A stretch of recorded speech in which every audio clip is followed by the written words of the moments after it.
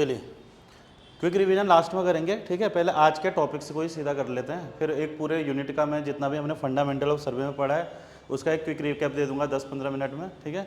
उसके बाद फिर 35-36 क्वेश्चन कर लेंगे, तो उसके बाद आपको बुक खोलने की जरूरत नहीं पड़ेगी। उसकी 30-35 क्वेश्चन आप कर लोगे उससे रिलेटेड, तो फिर आपको बुक खोलने की जरूरत नहीं पड़ेगी, ठीक है ना। तो एक हमारा टॉपिक बस लास्ट इसमें रह रहा है, क्योंकि हमने सर्वे पढ़ लिया है, सर्वे के टाइप से पढ़ लिए हैं, सर्वे का प्रिंसिपल पढ़ लिया है, स्केल पढ़ लिया है, ठीक है। स्केल से रिलेटेड न्यूमेरिकल हमने पढ़ लिए हैं, श्रृंक स्केल हमने पढ़ लिया है, ठीक है। उसके अलावा हमने आपका डिफरेंट टाइप्स ऑफ सर्विंग को भी देख लिया है। तो आज एक आपका छोटा सा टॉपिक रहता है types of scale, types of scale, ठीक है। तो टाइप्स ऑफ स्केल के ऊपर तो जो ऑनलाइन है वॉइस वगैरह चेक कर लीजिएगा एक बार। तो टाइप्स ऑफ स्केल की अगर हम बात करें तो सबसे पहले एक आपका स्केल आता है प्लेन स्केल। क्या आता है? Plain scale. ऐसे स्केल जिससे हम 2 डायमेंशन को मेजर कर सकते हैं। कितनी डायमेंशन मेजर कर सकते हैं? 2 डायमेंशन। 2 मतलब एक तो उसकी मेन यूनिट और एक उसकी सब यूनिट। एक उसकी क्या है? सब यूनिट। तो ऐसे स्केल को हम बोलते हैं आपके plane scale. The scale which can measure 2 dimensions only is called आपका प्लेन स्केल। और वो 2 यूनिट क्या है आपकी? मेन यूनिट और एक उसकी क्या है? सब यूनिट है। जैसे मेन यूनिट आपकी क्या होगी? मीटर, और इसकी सब यूनिट क्या होगी? जैसे डेसीमीटर। क्या होगी? डेसीमीटर, ठीक है। फिर डेसीमीटर की भी सब यूनिट क्या होगी आपकी?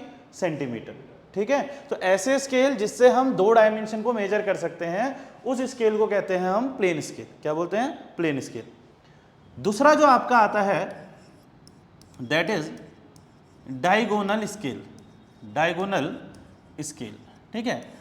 डायगोनल स्केल क्या होते हैं? ऐसे स्केल जिससे हम 3 सक्सेसिव डायमेंशन को मेजर कर सकते हैं। कितने डायमेंशन मेजर कर सकते हैं? 3 सक्सेसिव। तो बहुत बार ऑब्जेक्टिव में आता है कि scale which can major 3 successive dimension. तो कितने डायमेंशन मेजर कर सकते हैं? 3 सक्सेसिव डायमेंशन। जैसे एक तो हो गया उसकी मेन यूनिट, एक हो गया उसकी मेन यूनिट, एक हो गया उसकी सब यूनिट। तो इतना तो वो भी नाप ही रहा था, कौन? Plane scale.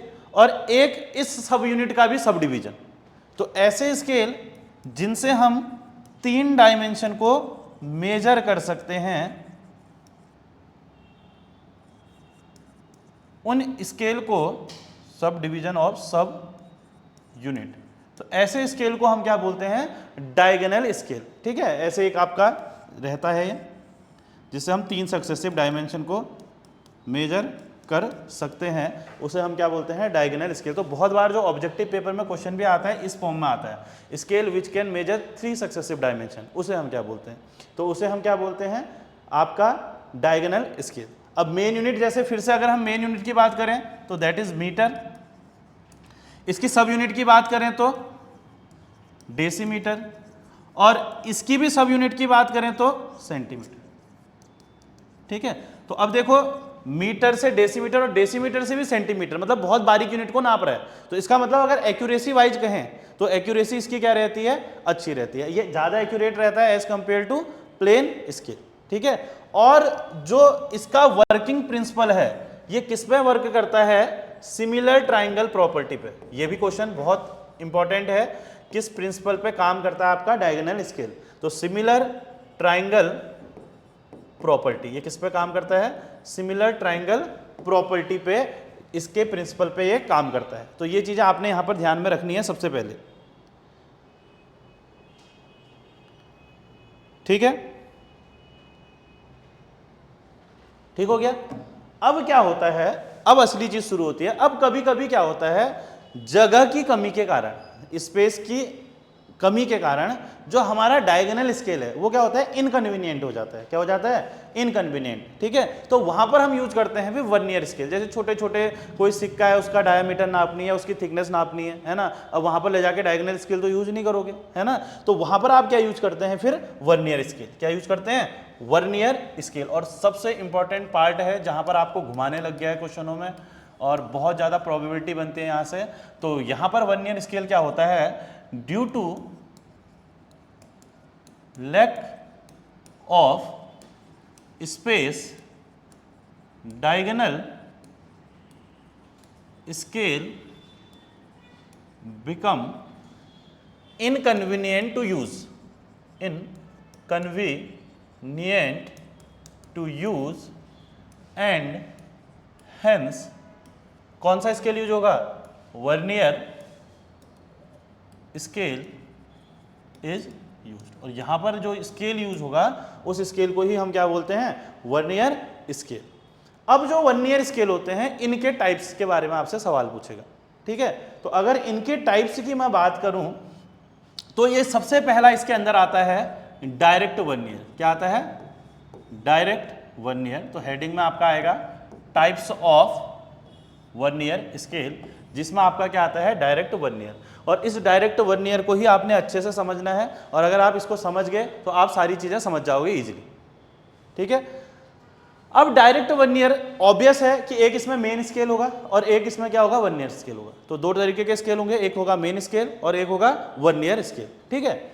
अब डायरेक्ट वर्नियर की कहानी क्या है, देखो पहला पॉइंट में डायरेक्ट वर्नियर के ऊपर लिख रहा हूं क्योंकि अगर आप डायरेक्ट वर्नियर समझ गए तो रेट्रोग्रेड जस्ट इसका उल्टा हो जाता है। रेट्रोग्रेड क्या हो जाएगा, इसका जस्ट उल्टा, ठीक है। तो पहला पॉइंट क्या कहता है, both men and vernier scale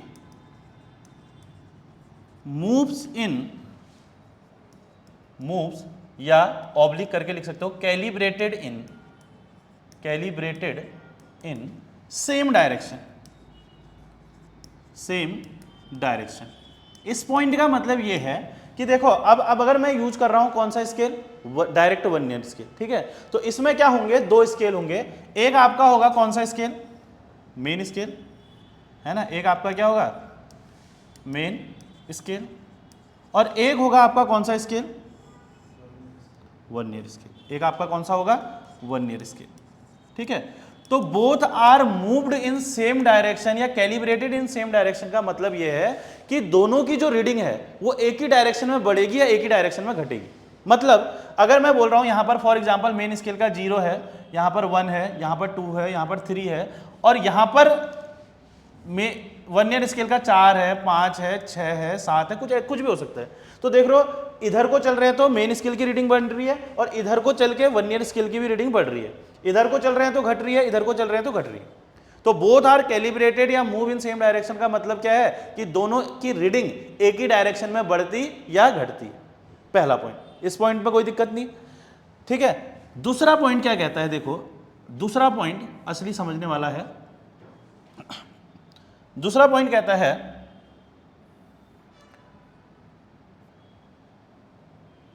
क्या कहता है, N division of vernier. N क्या है यहां पर, डिवीजन ऑफ वर्नियर। मतलब डिवीजन मतलब समझ रहे हो, जो खांचे बोलते हैं, हम क्या बोलते हैं, सिंपली खांचे। जो खांचे होते हैं उन्हें हम क्या बोलते हैं, डिवीजन, ठीक है। तो दूसरा पॉइंट क्या कहता है, N division of vernier is equal to n-1 division of main scale. इसका मतलब यह हुआ कि अगर आपके n डिवीजन वर्नियर में है तो मेन स्केल में क्या होंगे, n-1, मतलब उससे एक कम। मैं अगर बोलूं कि लेट अस सपोज मेरे 10 डिवीजन वर्नियर स्केल में है, मेरे कितने डिवीजन वर्नियर स्केल में है, 10, तो मेन स्केल में कितने डिवीजन होंगे अगर डायरेक्ट वर्नियर की बात करेगा, 9। क्या होंगे, 9, उससे एक कम, ठीक है ना। तो इसका मतलब ये हुआ, समझो इसको, अगर मैं बोलूं मेरे वर्नियर में कितने डिवीजन है, 1, ऐसे ये डिवीजन को दिखा देता हूं, 2, 3, 4, 5, कितने डिवीजन दिख रहे, 5। तो मेन स्केल में कितने होंगे, 4। कितने होंगे, 4, ठीक है। तो 4 होंगे तो देखो ऐसे 1, 2, 3, 4 हो गए, 1, 2, 3, 4। तो मेन स्केल में कितने डिवीजन होंगे, 4। मतलब मेन स्केल में एक कम डिवीजन होगा as compare to vernier scale, ठीक है। अब देखो एक डिवीजन की कुछ लेंथ होगी, जैसे आपने नॉर्मल स्केल भी देखा होगा, mm भी होता है उसमें, सेंटीमीटर भी होता है, तो वो डिवीजन बने रहते हैं। तो एक डिवीजन की कुछ लेंथ होगी ना, है ना। अब अगर मैं यहां पर, मेरी बात को ध्यान से देना, जो मेन स्केल है उसके एक डिवीजन की लेंथ को मैं नाम दे रहा हूं s। क्या दे रहा हूं, s। क्या नाम दे रहा हूं? एस। एस क्या है? Length of one division of main scale. क्या है? एस क्या है? ध्यान दीजिएगा, ये तीन ही टर्म समझना है आपने, एन,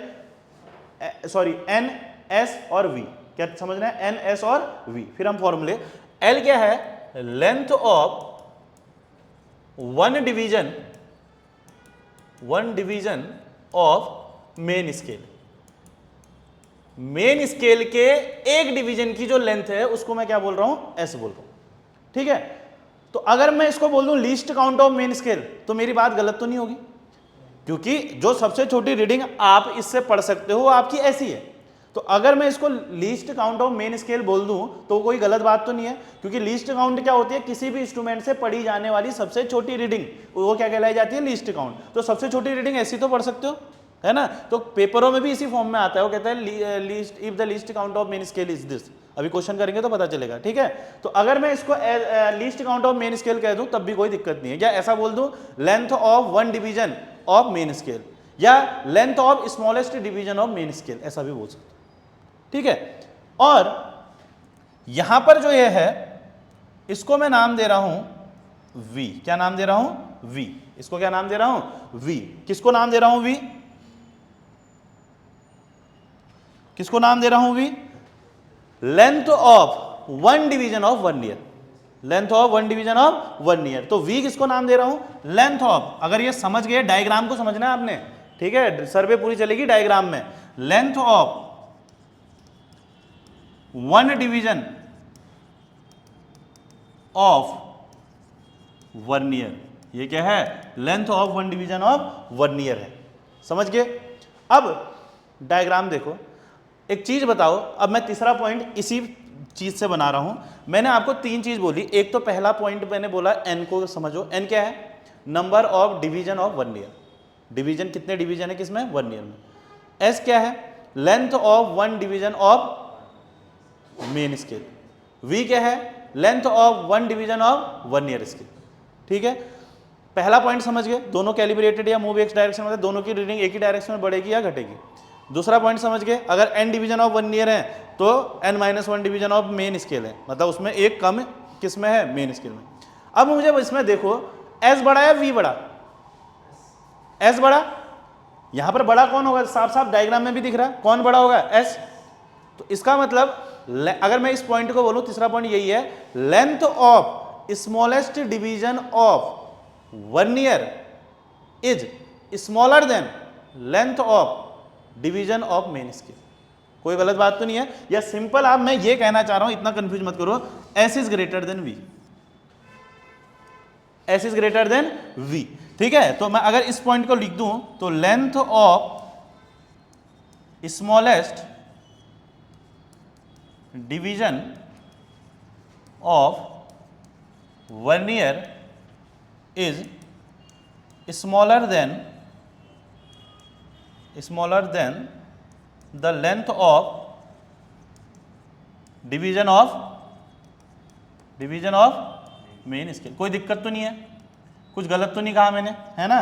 तो यहां पर आपको डायग्राम में भी दिख रहा है कि s इज ग्रेटर देन क्या है? v है। जो s है वो v से क्या है? ग्रेटर है। थोड़ा सा टाइम लगेगा इसको समझने में, पर अगर इसको समझ गए सारे कॉन्सेप्ट क्लियर हो जाएंगे। रेट्रोग्रेड जस्टिस का उल्टा, फिर कंफ्यूज करते हो। कंफ्यूज कहां करते हो?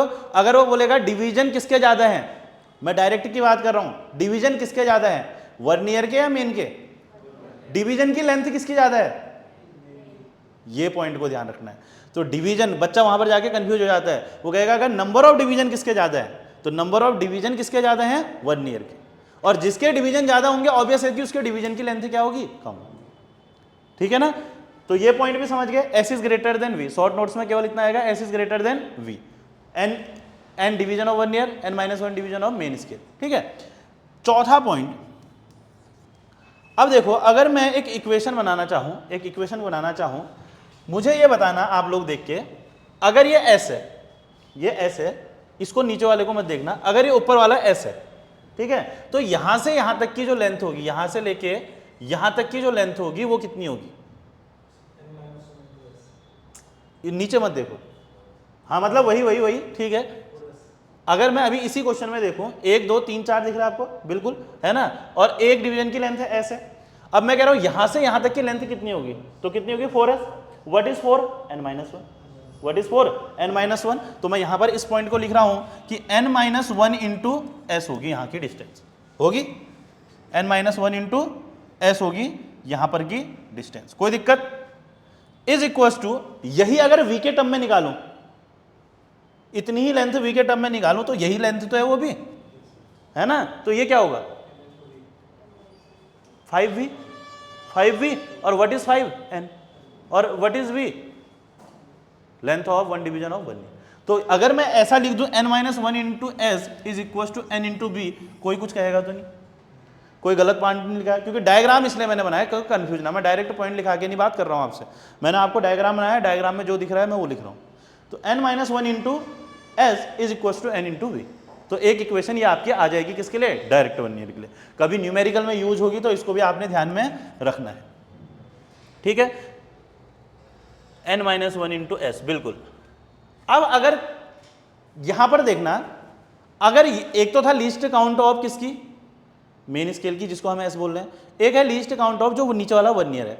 अगर मैं आपसे बोलूं लीस्ट काउंट ऑफ कॉम्बिनेशन क्या है, मतलब पूरे के पूरे इंस्ट्रूमेंट से जो सबसे छोटी रीडिंग हम पढ़ सकते हैं वो कितनी पढ़ सकते हैं? डायग्राम देखो, पूरे इंस्ट्रूमेंट के कॉम्बिनेशन से अगर केवल 1 ईयर का पढ़ सकते तो फिर 1 ईयर ही लगाते, मेन की क्या जरूरत थी फिर। अब अगर मैं कहूं ओवरऑल इंस्ट्रूमेंट से सबसे छोटी रीडिंग जो आप देख सकते हो यहां पर पढ़ सकते हो, वो कितनी पढ़ सकते हो? बिल्कुल, ये देखो, ये पढ़ सकते हो ना, इससे एस पढ़ दी, इससे वी पढ़ दी, तो सबसे छोटी जो रीडिंग पढ़ सकते हो आप कौन सी पढ़ सकते हो? ये वाली पढ़ सकते हो।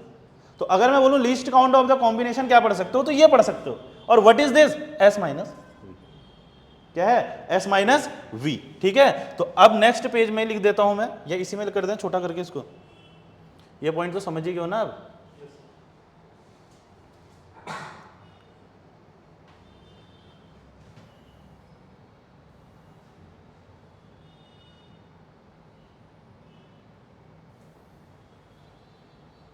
ठीक है, ताकि यहीं पर ही सही हो जाए, ठीक है। अब आपने ये पॉइंट आपने समझ लिया कि जो अगर मैं least count of the combination की बात करूं तो मैं least count of the combination क्या लिख सकता हूं? पूरे कॉम्बिनेशन की जो सबसे छोटी रीडिंग पढ़ सकता हूं वो क्या पढ़ सकता हूं? एस माइनस वी पढ़ सकता हूं।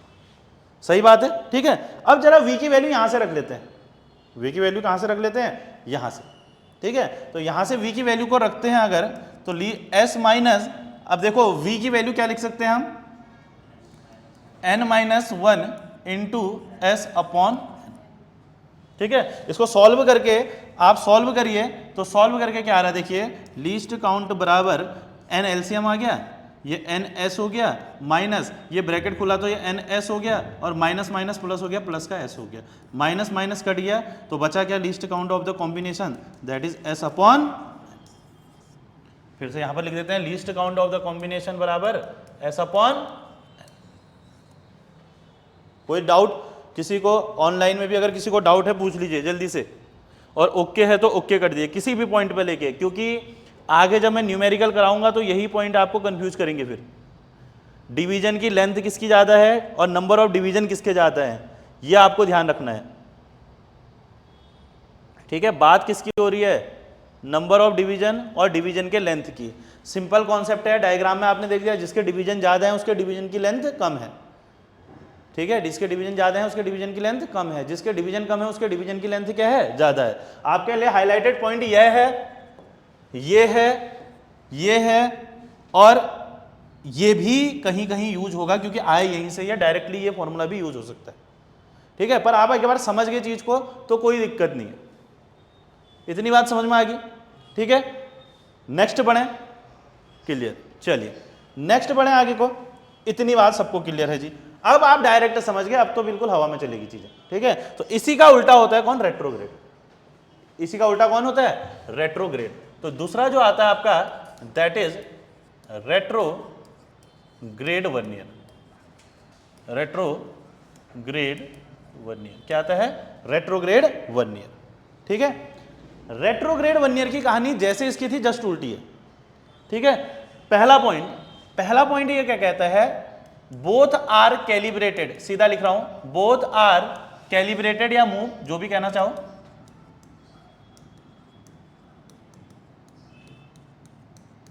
Opposite direction, both are move और calibrated in opposite direction.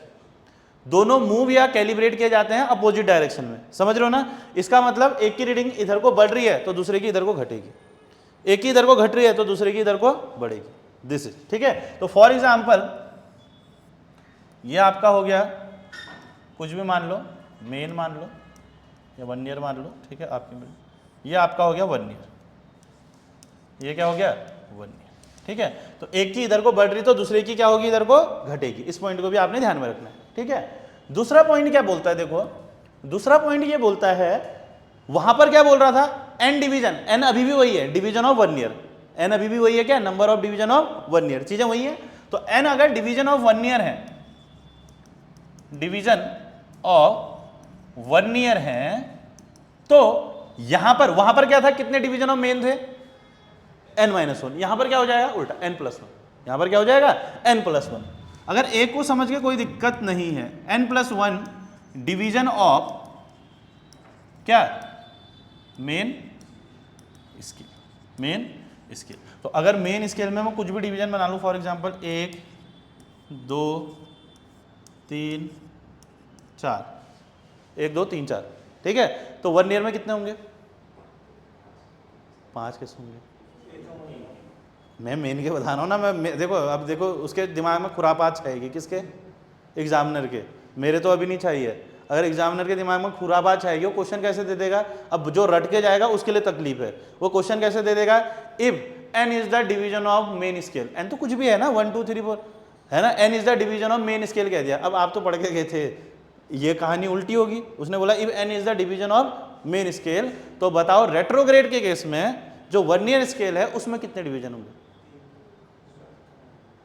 If N is the, आप लोग आंसर करिएगा, सुनिएगा, इधर ऑनलाइन भी करेगा आंसर, ठीक है। मेरा सवाल ये है, अब मेरे दिमाग में खुरापात चाहिए, आप पढ़ के गए, मैंने कहा if N is the number of division of main scale, then the number of division of vernier in retrograde vernier is n-1, क्या हो जाएगा n-1, समझ गए ना। अब रेट्रोग्रेड देखिए बच्चे ने झट से n+1 मार दिया, होगी गड़बड़।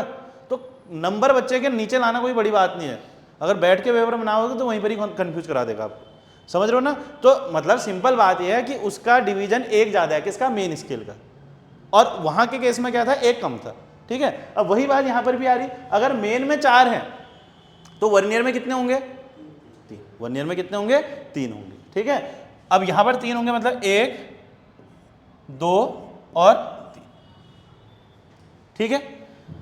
अब मेन स्केल के एक डिवीजन की लेंथ को किससे दिखा रहा था मैं, एस से, वर्नियर स्केल के एक डिवीजन की लेंथ को किससे दिखा रहा था मैं, वी से, यही दिखा रहा था, ठीक है। अब मुझे बताओ एस बड़ा वी बड़ा, वी बड़ा, साफ साफ दिख रहा है, डायग्राम में दिख रहा है, सिंपल, जिसके डिवीजन ज्यादा डिवीजन की लेंथ कम, ठीक है। तो यहां पर हम कह सकते हैं तीसरा पॉइंट कि v is greater than s, v is greater than s, बिल्कुल सही, बिल्कुल सही।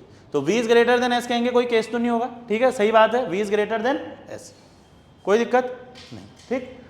अब मैं इसकी स्टेटमेंट नहीं लिख रहा हूं, आपको पता चल गया। Smallest division of vernier is, complete करो, smallest division of vernier is greater than smallest division of main scale, मतलब v is greater than s, है ना। अब अगर मेरे को सेम वहां पर इक्वेशन बनानी है जैसे मैंने वहां पर बनाई थी, तो क्या इक्वेशन बनाऊंगा उन पर्टिकुलर लेंथ के लिए, जो नीचे वाली है v के टर्म में, तो क्या है 3 × v, और व्हाट इज 3, n × v, और s के टर्म में क्या हो जाएगी, n+1 × s, क्या हो जाएगी, n+1 × s, कोई दिक्कत, कोई दिक्कत, ठीक है।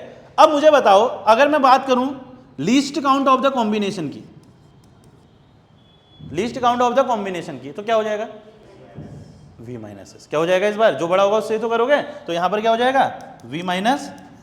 अब रख देते हैं जरा, v की वैल्यू आप यहां से रख सकते हो, ठीक है, और v की वैल्यू आप रख के जरा कैलकुलेट करके सीधा मेरे को आंसर बताओ क्या आ रहा है, v की वैल्यू रख के कैलकुलेट करके बताओ।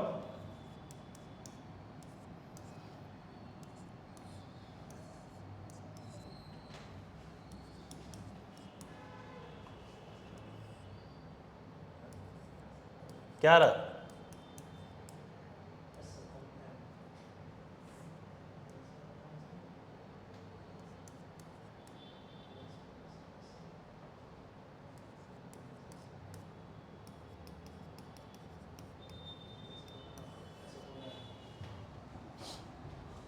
क्या आ रहा है, एस अपॉन एन, सेम वहाँ के तरह ही आ रहा है, तो कोई बड़ी चीज़ नहीं है। तो लीस्ट काउंट का जब भी डायरेक्ट आएगा एस अपॉन एन लगा देना है, कोई दिमाग ही नहीं लगाना ज़्यादा, ठीक है ना।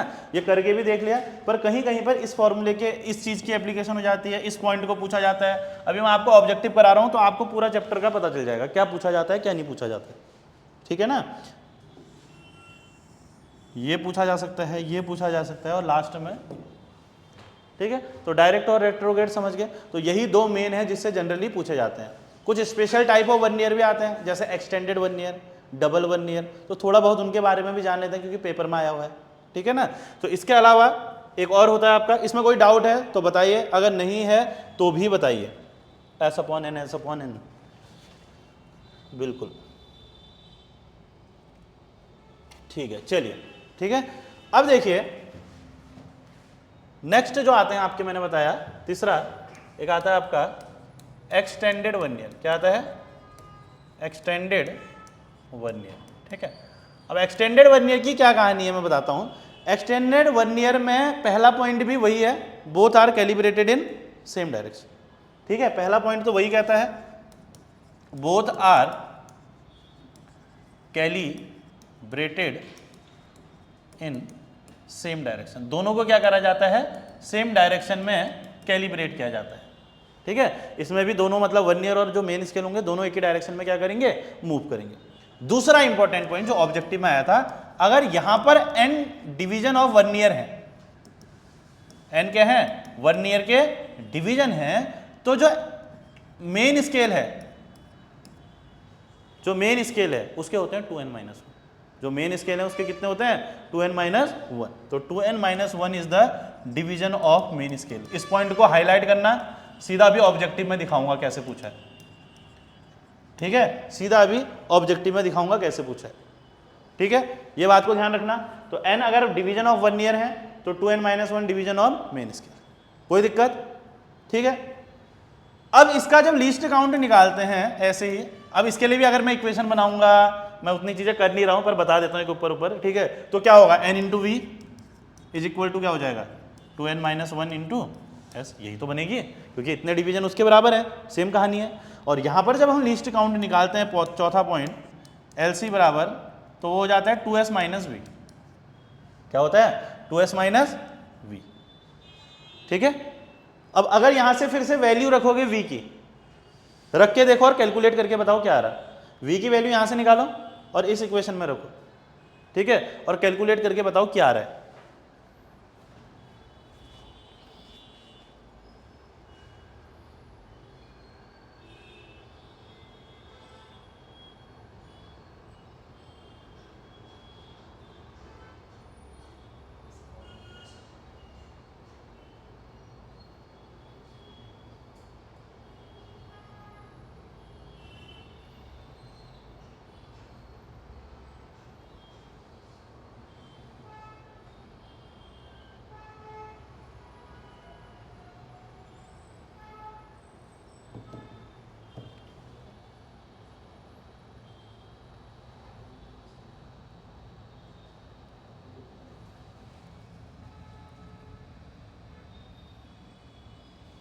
कितना आ रहा, एस अपॉन एन, कुछ करना ही नहीं है, सीधा फॉर्मूला याद रखना है, दैट इज लीस्ट काउंट बराबर एस अपॉन, लीस्ट काउंट बराबर एस अपॉन। जब भी लीस्ट काउंट के बाद रेट्रोग्रेड बोले, डायरेक्ट बोले या कुछ भी बोले, तो सीधा क्या करना है, ध्यान, एस अपॉन एन, ठीक है ना। तो इतनी बात ध्यान रहेगी। अब एक आता है डबल 1 ईयर, ठीक है। तो डबल कुछ नहीं, जो आपके डायरेक्ट और रेट्रोग्रेड है उनका कॉम्बिनेशन होता है, तो उसको दोनों डायरेक्शन में हम कैलिब्रेट कर सकते हैं, ठीक है। तो लिख सकते हो, अगर लिखना है तो एक और आ जाता है आपका double 1 year,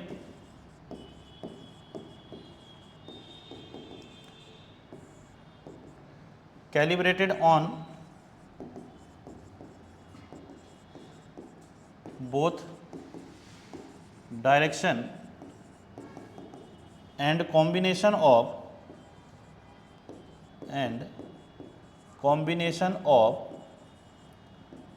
direct and retrograde, ठीक है। तो इतने पॉइंट आपने ध्यान में रखने हैं, ठीक है। तो यही मेन पॉइंट हैं जो आपको ध्यान में रखना है। तो इसके रिलेटेड ऑब्जेक्टिव वगैरह मैं अभी करा देता हूँ ताकि आपको समझ में आ जाए कि डायरेक्ट रेट्रोग्रेड इनसे न्यूमेरिकल वगैरह अगर पूछ रहा है तो किस तरीके से पूछ रहा है। ठीक है, ठीक है, हो गया, हो गया, ठीक।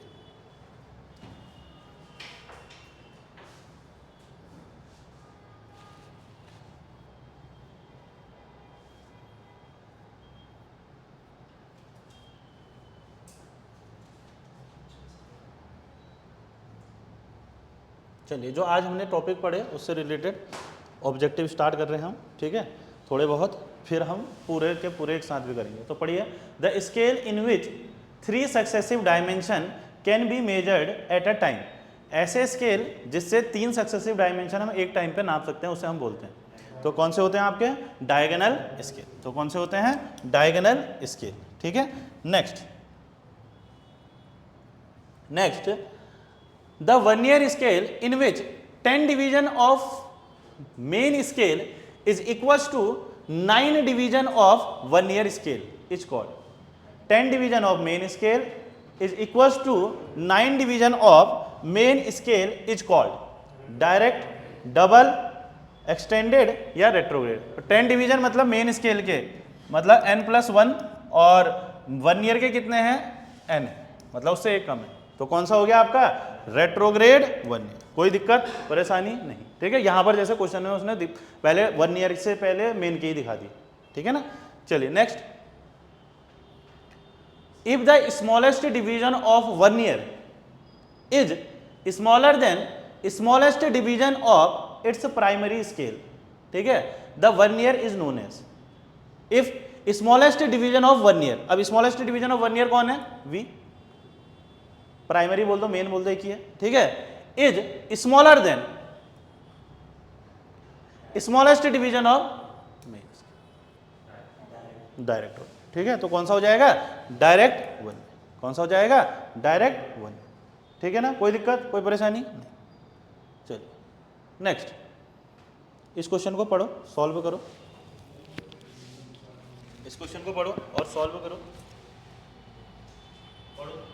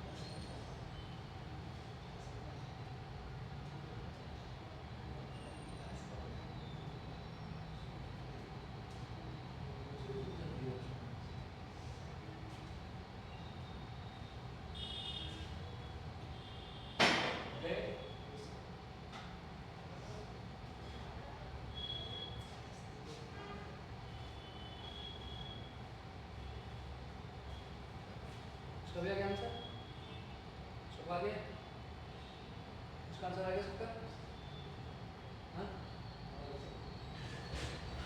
अमित आ गया, इससे पहले वाला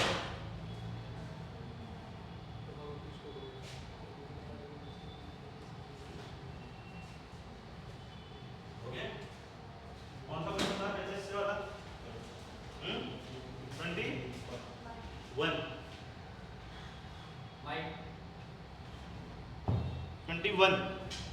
21 का क्या क्या है आंसर? क्वेश्चन नंबर के साथ करिएगा, ठीक है। मैं सॉल्व करते हुए चलता हूँ। सिंपल बोला है, determine the number of division required on the 1 ईयर scale.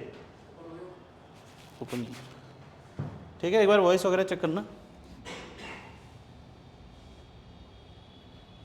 Determine the number of division of required on the 1 ईयर स्केल, मतलब क्या निकालना है? एन निकालना है। पहले तो क्या निकालना है वही पता चल जाए। If the combined with the main scale of least count 0.5 mm, ठीक है। Main scale of least count मतलब एस 0.5, ठीक है ना। और क्या कह रहा था? Least count of the combination. कभी सिंपल 1 ईयर भी लिखता है ना, वो कॉम्बिनेशन की ही बात कर रहा है, ये भी ध्यान रखना, ठीक है। तो least count of the combination कितनी है बोल रहा? आपकी 0.05 mm। तो आपसे बोल रहा है कि n बताओ, तो सिंपल फॉर्मूला हमारे पास लीस्ट काउंट बराबर s अपॉन n, है ना। तो लीस्ट काउंट का आपका 0.05 हो ही गया, और s आपका 0.5 है अपॉन n, तो n बराबर क्या हो जाएगा? 0.5 अपॉन 0.05, तो कितना आ जा रहा? 10 डिग्री, ठीक है ना, ठीक है ना। अब देखो यार, ये हो सकता है क्या? डिवीजन क्या होंगे? 1 2 3 4 5 6 ही तो होंगे, है ना। ये तो हो ही नहीं सकता, ये भी नहीं हो सकता, सीधी कॉन्सेप्ट है।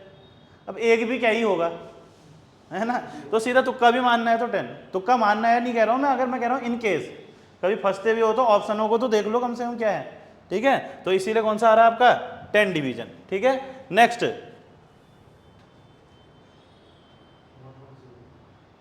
अब देखो, calculate the length of 1 division of retrograde 1 ईयर स्केल। किसका बताना है? रेट्रोग्रेड, ठीक है। रेट्रोग्रेड 1 ईयर स्केल की लेंथ बतानी है, मतलब वी कैलकुलेट करना है। If the least count of the combination of the main and 1 ईयर स्केल इज 0.02 mm, है ना। The least count of the main scale S कितना दिया है? 1 mm, ठीक है। कैसे किया? एन तो नहीं निकाला, पहले एन निकाला, जो किया तुमने वही बता रहा हूँ। पहले एन निकाला होगा, फिर एन क्या कहते हैं, रेट्रोग्रेड पूछ रहा है तो एन इंटू वी बराबर एन प्लस 1 इंटू एस में रखा होगा, फिर वो निकाल रहा होगा वहाँ से। यही किया ना, यही तो किया आधे ने, वहाँ भी वही किया है आधों ने। मतलब मैंने कहा यही इसलिए यहाँ पर, क्योंकि अगर आपने फॉर्मूले देखे हैं कहाँ से आए हैं तो ऐसे भी कर सकते हो।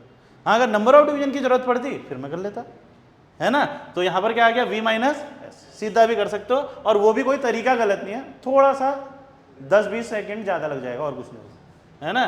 तो least count of the combination दे रखा आपको 0.02 इज इक्वल्स टू v की वैल्यू कितनी दे रखी? v तो निकालना है -1, तो इधर ये किधर गया है?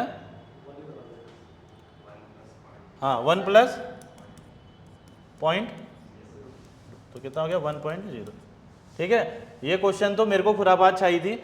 अब इसमें तो केवल डायरेक्ट, जो पेपर में आया था उसमें यहाँ पर रेट्रोग्रेड लिखा था, नहीं डायरेक्ट लिखा था, वैसे कुछ भी नहीं लिखा था, मैं डायरेक्ट मान के चलना था। अब देखो फिर से एक ही ऑप्शन दिख रहा जो डायरेक्ट का हो सकता था, 0.98, क्योंकि अगर 1 mm किसके डिवीजन की लेंथ है? मेन स्केल की, मतलब एस अगर 1 है तो ऑब्वियसली अगर डायरेक्ट लिखा होगा तो v एस से कम ही होगा, है ना। तो ये नहीं हो सकता, ये तो उसका है, ये भी नहीं हो सकता, तो बचता क्या? 0.98। अगर यहीं पर क्वेश्चन में क्या हो जाता है? डायरेक्ट, समझ रहे हो ना। तो इस तरीके से भी आप क्वेश्चन को चेक कर सकते हो कहां पर क्या हो सकता है, क्या आना चाहिए, ठीक है। चलिए next, calculate the number of division of main scale. ये भी मेरे को ही खुरापात चाहिए थी, ठीक है। क्या आया आंसर? क्या है? करो, मेरे को आंसर बताओ बस। 13 है ऑप्शन में, चलो देखते हैं। Number of division of main scale that is equal to, अच्छा एक्सटेंडेड 1 ईयर है, ठीक है, ठीक है, सिंपल, कोई बुरा बात नहीं है इसमें, ठीक है ना। एक्सटेंडेड 1 ईयर तो क्या आता है आपको? 2n-1, है ना। क्या होता है एक्सटेंडेड वर्नियर, अभी लिखाया था n डिवीजन ऑफ वर्नियर बराबर मेन स्केल के बताना है number of division of main scale, तो कितने होते हैं 2n minus 2 into n, n कहाँ है 6 माइनस कितना हो गया 8 दूनी 16 नहीं 6 दूनी 12, 12 माइनस 1, 12 माइनस 1 क्या हो गया 11, 11 आएगा ठीक है ना, 11 मिनट सही कर रहा हूँ ना, देख लो क्योंकि मेरे को आगे से कुछ दिख भी नहीं रहा, कभी कभी बोर्ड लाइट इतनी हो रही, ठीक है ना, देखते हुए चलना, कहीं कुछ चीज़ मेरे से ही छूट गई मेन चीज़, ठीक है, समझ गए, कोई डाउट? चलिए ये तो हो ही गए थे। हाँ हैं मेन स्केल के दिए हैं, पूछे हैं?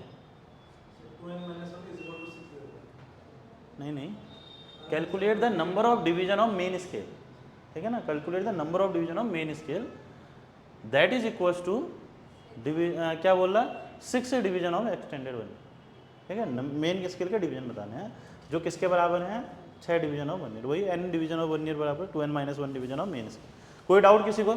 ठीक है, तो एक काम करते हैं क्विकली, क्या क्या पढ़ा हमने फंडामेंटल ऑफ सर्वेइंग में, बिल्कुल कथा की तरह सुनाऊंगा, ठीक है, तो कथा की तरह सुनाऊंगा, सुनते रहना, और उसके बाद हम सारे इसके 30-36 ऑब्जेक्टिव करते हैं, और उसके बाद आपके कोई दिक्कत नहीं आएगी, ठीक है ना, ठीक है, तो ठीक है, किसी को डाउट है ऑनलाइन वालों में भी पूछ लीजिए, मैं बिल्कुल क्विक रिवीजन करा रहा हूँ आपका, क्विक रिवीजन करा रहा हूँ, ठीक है, उसके बाद इसके सीधे ऑब्जेक्टिव करेंगे, हम तेजी से ही करेंगे फिर, क्योंकि सारा का सारा यहीं का यहीं खत्म करना है, घर तो ले ही नहीं जाना है कुछ, ठीक है ना।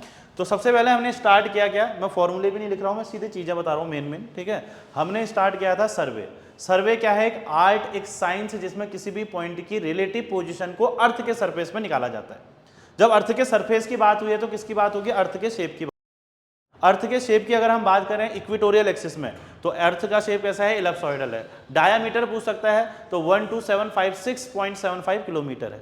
अगर पोलर एक्सिस में बात करूं तो अर्थ क्या है, ओवेलॉइड है, जिसका डायामीटर 12713.8 किलोमीटर है। और जो साउथ की साइड से पोलर एक्सिस में क्या है, चपटी है, साउथ के साइड से क्या है, फ्लैट है थोड़ा सा, ठीक है। अगर ओवरऑल शेप की बात करें तो ऑब्लेट स्फेरॉइड, और अंदर बारीकी से जाएं तो जियोइड।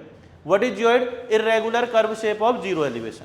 अगर वो पूछता है कितना डिफरेंस है पोलर एक्सिस और इक्वेटोरियल एक्सिस में, तो 42.95। कितने परसेंट डिफरेंस है, कितने परसेंट से एक्सीड करती है, तो 0.34%।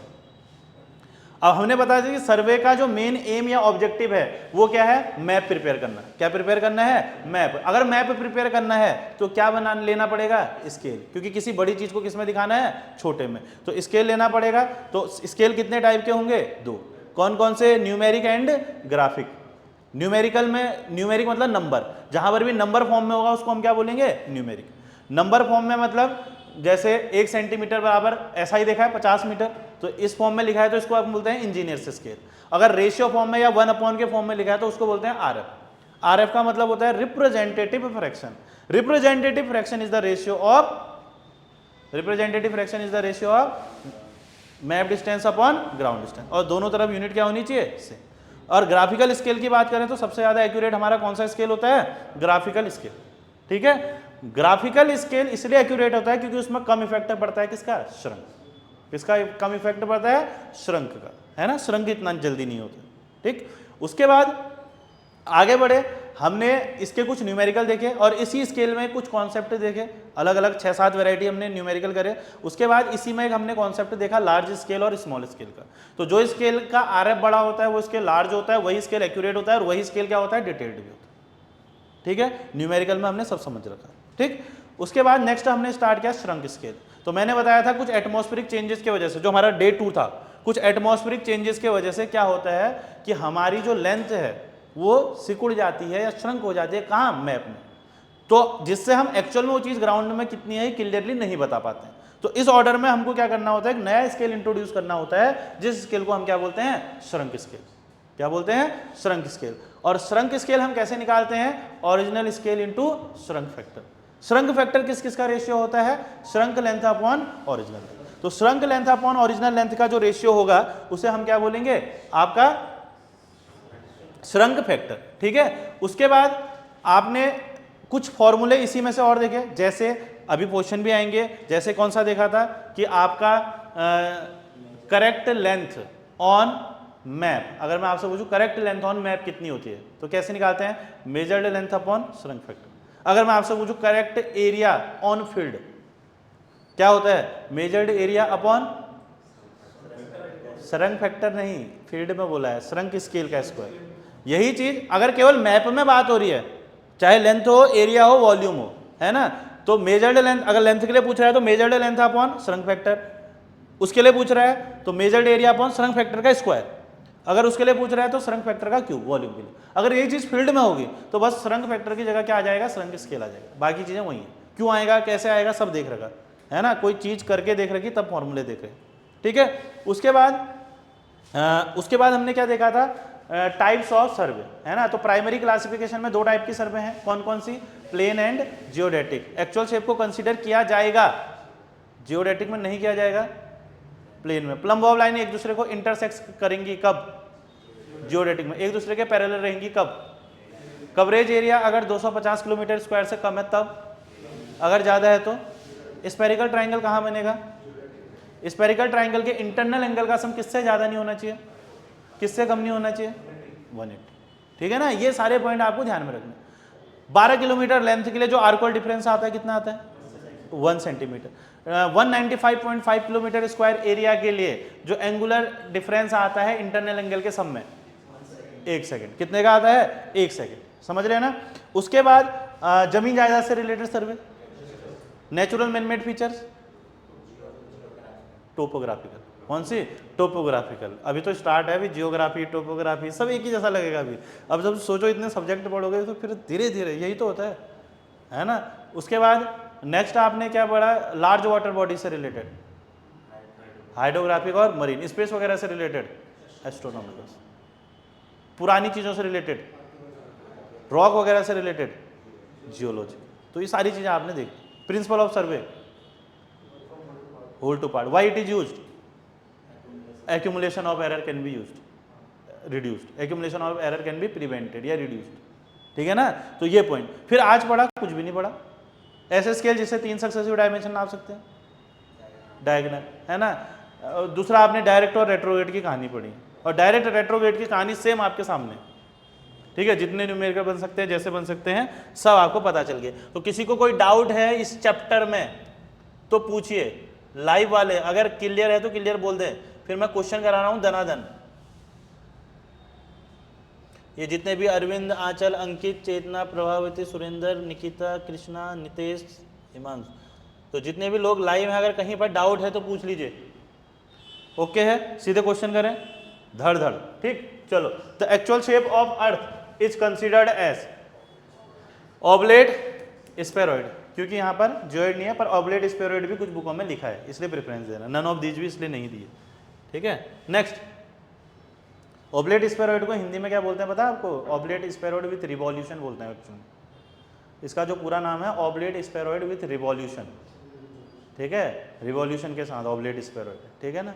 और हिंदी में कैसे बोलते हैं इसको, लक्ष्य भक्ष्य परिक्रमण गुलाब, ठीक है। तो ये इसका प्रॉपर नाम है, तो उतना जाना ही नहीं है, ऐसी चीज़ों में पढ़ना ही नहीं है, उस जगह का क्या कहते हैं, उस जगह का पता ही क्या पूछना जहाँ जाना नहीं है, वही चीज़ है। चलो क्वेश्चन करते रहो, आंसर करते रहो। Equatorial axis of earth differs from polar axis by what percent, by what percent, what percent 0.34, by what distance बोलता तो 42.95, ठीक है। चलिए next, the survey in which the curvature of earth is taken into account, देखते ही कहाँ time लगाएंगे हम इसमें, geodetic. Next, the curvature of earth surface is taken into account if the extent of survey is more than 250 square kilometre, ठीक है, ठीक है, यही स्पीड चलेगी। अब तो क्या करना है इसमें, plumb bob line are 2 different places in plane survey parallel to each other, revise कर रहे हैं हम जस्ट, ठीक है। Next, what is the difference between the sum of interior angles of a plane triangle and spherical triangle for an area of triangle 195 kilometre square, 1 second, that is C, ठीक है। See all clear कैसे वाला, कुछ भी नहीं आया है, अब सब कुछ आ गया वाला, the geodetic survey sum of angles of spherical triangle should not less than 180, more than होता तो 540, ठीक है ना।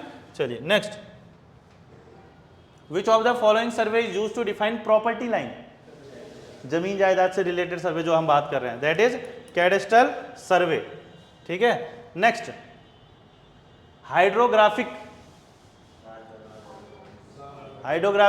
लार्ज वाटर बॉडीज, ठीक है। Next, the principal of survey is to work from whole to part या whole by part, whole to part, ठीक है ना। कोई ऑप्शन भी ऐसे देगा वो कंफ्यूज करने के लिए, ठीक है। चलिए next, which of the following scale of the map is not affected due to shrinking of map, graphical scale या ग्राफिकल मैप, ठीक है। चलिए next, when 1 centimetre of map represent 10 kilometre on the ground, तो कौन सा option होगा देखो, है कौन सा, बी या डी, बी, 10 तो है ही है और ये मीटर में गया 2 सेंटीमीटर में आ गया, तो 6 जीरो टोटल हो जाएंगे, ठीक है ना। यूनिट भी तो सेम करनी है, ठीक। चलिए नेक्स्ट, ये बताया था इसी तरीके का सेम करो, सॉल्व करो सीधा। स्पीड जो आपने पढ़ा है ना 3 दिन में, वो जेब में डाल लो बस। अब ये इसका मतलब क्या है, जो जितना पढ़ा है उसका जेब में डाल लो आप। कोई पुराना मैप है 1 इंच उसमें 25 फीट है, सेम क्वेश्चन करा रखा क्लास में, ठीक है। 1 इंच 25 फीट है,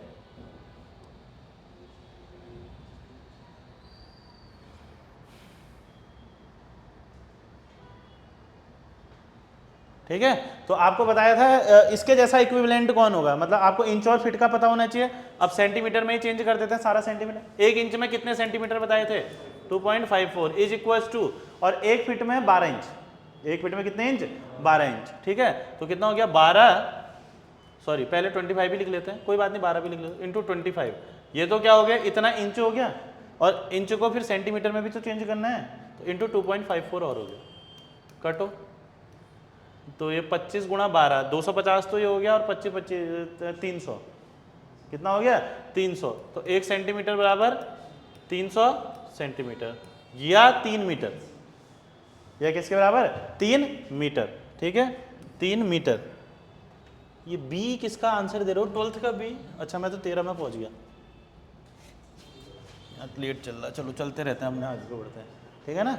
है पूछना कुछ, ठीक चलो। Which of the following is the smallest scale? D. D. बिल्कुल D is the smallest and largest is this, और smallest is this. Detailed कौन सा इनमें सबसे ज़्यादा डिटेल्ड, इन सब में सबसे ज़्यादा डिटेल है D. A होगा ना, बड़ा तो A है, सही है।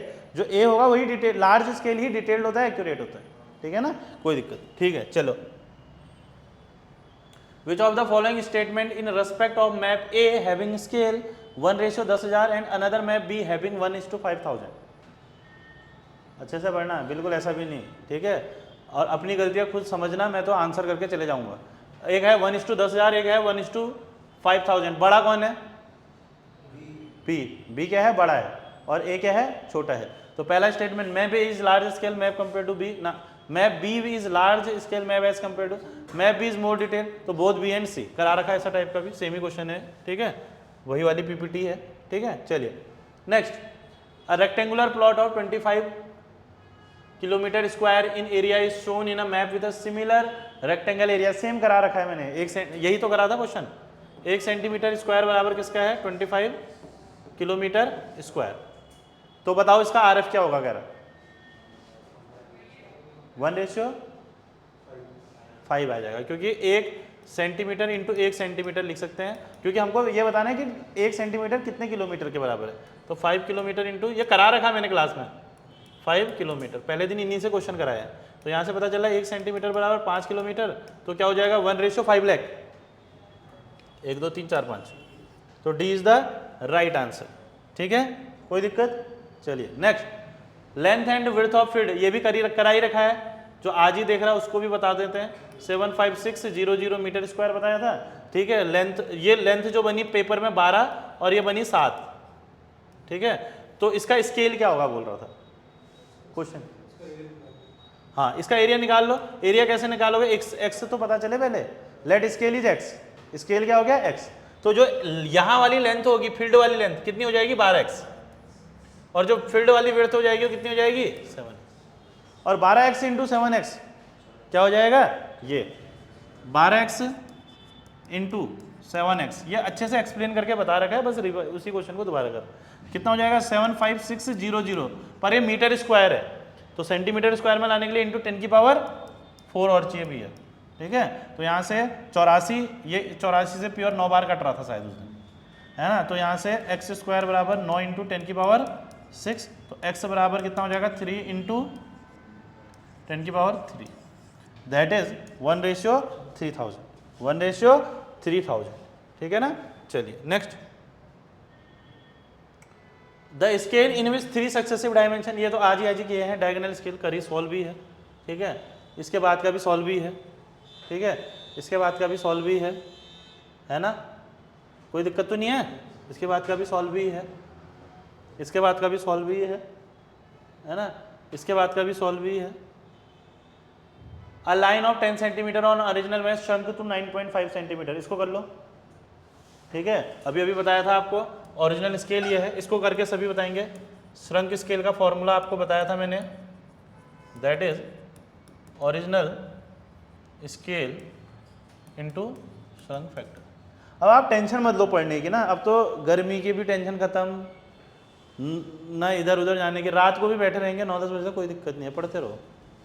अगर पेपर ही को फोकस कर रहे हो तो पढ़ते रहो, चाहे वो ऑफलाइन है चाहे ऑनलाइन है, ठीक है, कोई दिक्कत ही नहीं, पढ़ते रहो। हमने भी एक बार अगर बैच ओके लगा, 4-4, 5-5 घंटा जितना बैठ सकते हो पढ़ाते रहेंगे, ठीक है। तो थोड़ा कैलकुलेटिव हो जाएगा ये, है ना। तो ओरिजिनल स्केल आपका 1/1000 हो गया, और श्रंक फैक्टर 9.5/10 हो गया। तो कुल मिला के अगर 1 चाहिए तो 1 नीचे तो हो गया 10,000, है ना, अपॉन 9.5 इसी के नीचे। तो इसको जो सॉल्व करके आ रहा होगा 1 वही वैल्यू आ जाएगी। तो कुछ ऑप्शन में दिख नहीं रहा शायद ना, नन ऑफ दीज। कितना आंसर आ रहा है मेरे को आंसर भी बता दो। 1:1052 ये बता रहे हैं, तो ये सोचना नहीं है, नन ऑफ दीज 24 का ए। ये देखो, तभी तो मैंने दुर्गेश थोड़ा क्वेश्चन पढ़ो भाई, जल्दी इतना भी नहीं करना है ना। मैं बिल्कुल चालाकी से कर दूंगा। तो एग्जाम्पल 9 वाला दिया था, याद आ गया है ना, जब 1 सेंटीमीटर बराबर 9 वाला दिया था, वो एग्जाम्पल था वो, ठीक है। ये वाली गलतियाँ नहीं करनी है, क्वेश्चन को पढ़ना है, टाइम देना है। मैं एक ही स्लाइड में 2-2 क्वेश्चनों को घुमा दूंगा, फिर खाओगे। चलो पढ़ो। Which of the following statement is correct for estimating the correct length for a map on shrunk of shrunk factor F. कौन सी स्टेटमेंट सही है इनमें से? It is directly proportional to F, it is directly proportional to square of F, it is inversely proportional to F, it is inversely proportional to square of F. Length के लिए बोल रखा है, क्या होगा? इनवर्सली प्रोपोर्शनल टू बस F, है ना, inversely proportional to F. Area के लिए पूछा होता तो inversely proportional to square, volume के लिए पूछा होता तो क्यू, कहां पर? मैप। फील्ड में पूछा होता तो इसी की जगह क्या आ जाता है? श्रंक, है ना। चल next. The plan of survey is plotted on a 10 metre to 1 centimetre is reduced in such a way that line. ये क्वेश्चन वही है नहीं, ये क्वेश्चन भी तो कर दिया था 81 सेंटीमीटर स्क्वायर वाला, पहले दिन का ही क्वेश्चन है, ठीक है। कुछ नहीं, क्या था हमारा फॉर्मूला? दैट इज, अभी तो बोला करेक्टेड एरिया ऑन फील्ड, करा रखा है। गेट का क्वेश्चन बताया था जब नाम भी लिया था, क्या था? मेजर्ड एरिया, मेजर्ड एरिया दे ही रखा 81 सेंटीमीटर स्क्वायर, है ना। मेजर्ड एरिया अपॉन क्या होता है? श्रंक स्केल का स्क्वायर होता है, ठीक है। तो मेजर्ड एरिया कितना है आपका? 81 अपॉन श्रंक स्केल कितना हो जाएगा? Original scale into shrunk factor. Original scale कितना है? 1/1000, 10 metre to 1 centimetre into shrunk factor shrunk factor कैसे आ जाएगा, श्रंक लेंथ अपॉन ओरिजिनल, 9/10 हुई है, मतलब 9/10 का स्क्वायर, 81 अपॉन, देखो 9 × 9 हो गया नीचे, और नीचे 10,000 × 10,000 तो ऊपर चले गया, तो 10,000 करा रखा है, कल ही का क्वेश्चन है, ये कट गया पूरा बार, और 2 जीरो इसके हटे, 2 जीरो इसके हटे, क्योंकि मीटर स्क्वायर में चाहिए, सेंटीमीटर स्क्वायर में, तो कितना आ गया 10,000 मीटर स्क्वायर। ठीक है, कोई कहेगा तेज क्यों कर रहे हो, तो मैं इसलिए कर रहा हूँ क्योंकि मैंने करा रखा है। ठीक है, सेम क्वेश्चन कल की क्लास में करा है, सेम का सेम क्वेश्चन ही नहीं, यही क्वेश्चन किया है, सेम भी नहीं कहूँगा मैं इसको, यही क्वेश्चन। ठीक है, इसको करो कैलकुलेशन, थोड़ा कैलकुलेशन है इसमें। ठीक है, कर सकते हो तो करो।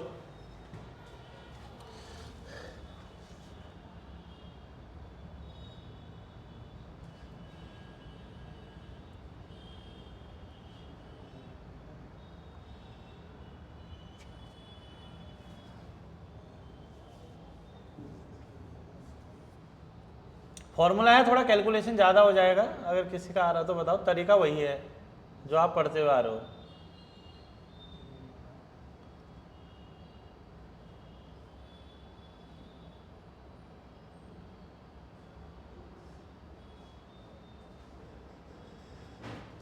ठीक है, तरीका वही है, थोड़ा कैलकुलेशन ज़्यादा है, वही फॉर्मूला जो 10,000 वाला किया है, मैंने कहा 10,000 वाला पेपर में आने के चांसेस हैं, ये थोड़ा कैलकुलेशन ज़्यादा हो जाएगा, तो ये थोड़े कम चांसेस हैं, तरीका सेम वही है, वही formula 250 upon original scale 1/5000 into directly shrunk factor दे दिया 0.9 का स्क्वायर होगा, है ना, तो सॉल्व कर देंगे यार, कहाँ लगे हो, छोड़ो, कितना आ रहा है बता देना, 77164 कुछ ऐसा आएगा, जो इसके करीब होगा ऑप्शन डी के। किसी का आया है आंसर तो बताना मेरे को। कुल मिला के ऐसा करो, 250 गुणा 5,000 गुणा 5,000 करो, 250 गुणा 5,000 गुणा 5,000, वर्ग 5,000 भी क्यों कर रहे हो जब मीटर में ही निकालना है, तो 250 गुणा 50 गुणा 50 करो, 250 गुणा 50 गुणा 50 और डिवाइडेड बाई 0.81, तो आंसर मिल जाएगा, है ना। 50 गुणा 50 कितना हो गया, पापा 25, अरे बहुत आसान है, तो ये देखो कैलकुलेशन भी देखो, 250 और 50 गुणा 50 करोगे तो 2 जीरो हटा दो पापा 25 हो गया, 2500 हो गया, है ना, अपॉन 0.81 हो गया, कोई बहुत बड़ा हो जाएगा, पर ये 3 जीरो हो गया, 25 का स्क्वायर हो गया ना, 625 ऐसे होता है शायद, अपॉन 0.81 ये करना है ना, 625,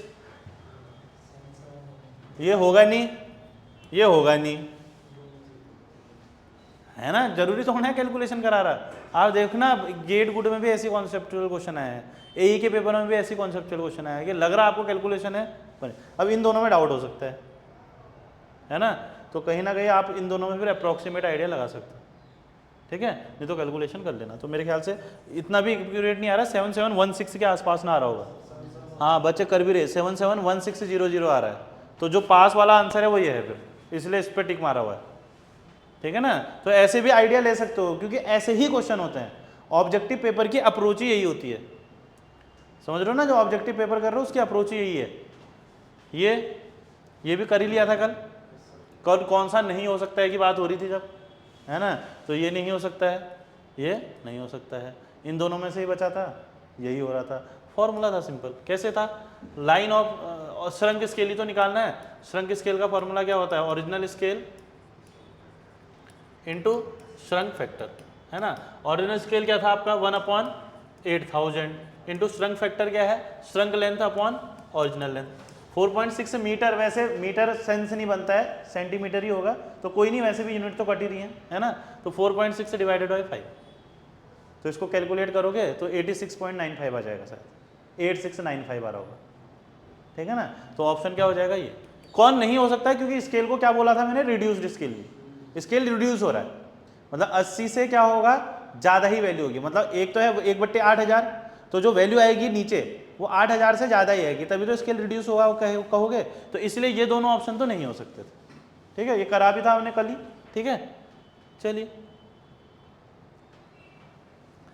with an increase in denominator of the representative fraction, RF है map distance upon ground distance, अगर मैं डिनोमिनेटर को बढ़ा दूं तो स्केल बढ़ेगा या घटेगा? अगर मैं डिनोमिनेटर की वैल्यू बढ़ा दूं तो स्केल क्या होगा? घटेगा। ऑब्वियसली क्या होगा? डिक्रीज होगा, है ना। ये है ना, अगर 1/8000 से मैं 1/ बढ़ा के 86 समथिंग ले आऊं तो ये वैल्यू यहां से यहां पहुंचने में बढ़ी है घटी है? घटी है, तो इसीलिए क्या होगा? डिक्रीज। ठीक है ना, कोई दिक्कत? चलिए next, the vernier that is calibrated in the direction opposite to the main scale,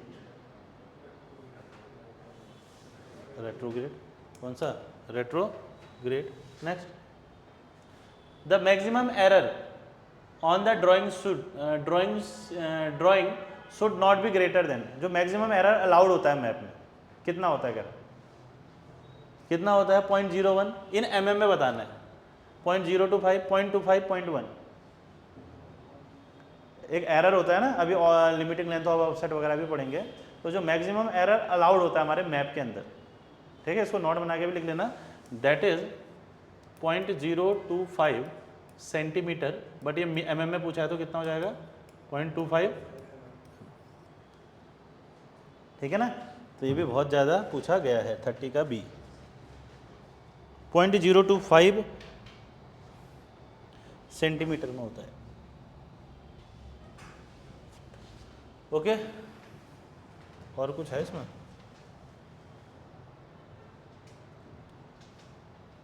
ये तो आगे आएगा, ये पढ़ लो। In case of direct vernier, graduation से increases in opposite direction of the main scale, गलत बात है। Smallest division is longer than, smallest division is longer than smallest division of main scale, smallest division of vernier कहना चाहिए यहाँ पर। Smallest division of vernier is longer than smallest division of main scale, मतलब V is greater than S बोल रहा direct के लिए, गलत बात है ये भी, है ना। ग्रेजुएशन से increases in that same direction in which graduation of main scale increases, तो option C, option C। Geodetic survey is different from plane surveying because, simple, curvature of earth, और कुछ बात ही नहीं करनी। Curvature considered in geodetic, not considered in curvature of earth, ठीक है ना। बाकी भी कुछ ऑप्शन जैसे लग रहा लार्ज एरिया, ये area, but curvature of earth is the appropriate answer. In a geodetic service the surface of earth is considered as curve. कैसा कर्व है? कोई बड़ी चीज़ें नहीं है, ठीक है, ये सब आप पढ़ ही रहे हो, दैट्स इट, ठीक है। किसी को कोई डाउट है? जितने भी बच्चे ऑनलाइन में हैं जल्दी बताइए, जितने भी बच्चे ऑनलाइन में हैं कि पहला यूनिट में कहीं दिक्कत आई है तो बताइए, और समझ में आ गया है तो समझ में आ गया भी बताइए, है ना, ताकि हम उस हिसाब से आपको गाइड और पढ़ा सकें, ठीक है। तो पहली यूनिट में आपने इतने क्वेश्चन अगर समझ के कर लिए तो आपको कोई दिक्कत नहीं आनी। आप कोई भी बुक खोल लो और पहली यूनिट के क्वेश्चन देख लो, आपको पता चल जाएगा क्या क्वेश्चन है, क्या आप कर, ठीक है। ES गेट जो लगाना है वो तो आप पे डिपेंड करता है, आप कितना पढ़ के आए हो या कितना पढ़ना चाह रहे हो। अगर आप पढ़ के आए हो तो आप फिर बड़े क्वेश्चनों को लगाओ, है ना, और अगर आपको लग रहा है कि अभी बेस है तो ये भी इनफ है, कोई ऐसा कुछ नहीं है ना, तरीका होता है बस पेपर निकालने का, ठीक है। मैं अभी आपने कुछ इतने टाइम में यही देख लिया होगा ऑप्शन से कैसे खेला जा रहा है ना। बहुत सारे क्वेश्चन ऐसे होते हैं, क्योंकि ये पेपर ऐसा है ना कि यहाँ पर आपको टाइम मिलेगा पेपर के लिए, समझ रहे हो ना। कितने 150 क्वेश्चन 180 मिनट, अब जनरली जो आप देते हुए आए हो कम मिनट ज़्यादा क्वेश्चन, या उतने मिनट उतने क्वेश्चन, अब यहाँ पर वो आपको सोचने का टाइम देगा, सोचने का टाइम देगा तो थोड़ा बहुत न्यूमेरिकल भी प्रॉब्लम में भी खेल सकता है, ठीक है, और सोचने का टाइम देगा तो थोड़ा ऑप्शनों में भी घुमा सकता है। तो क्या पता कभी ऐसा नहीं होता, क्वेश्चन को आराम से बैठ के पढ़ो तो कुछ ना कुछ आंसर पता ही चल जाता है, फिर घर आके मिलाते तो अरे ये तो सही हो गया, और जो सही करके आया होता है वही ख़राब हो रहा होता है, जो पूरा सॉल्व करके आया होता है वो तो ख़राब हो रहा, और जिसमें तुक्का मारा कुछ अलग ही सोच आगे थे, भले वो सोच सही नहीं थी पर वो आंसर सही हो गया था। तो ऐसी चीज़ें भी बहुत देखने के लिए मिलेंगी अभी, ठीक है ना, ठीक है, क्लियर, चलिए, ठीक है। तो सेशन एंड कल मिलते हैं मेजरमेंट, लीनियर मेजरमेंट वगैरह के साथ। ठीक है, चलिए, थैंक यू।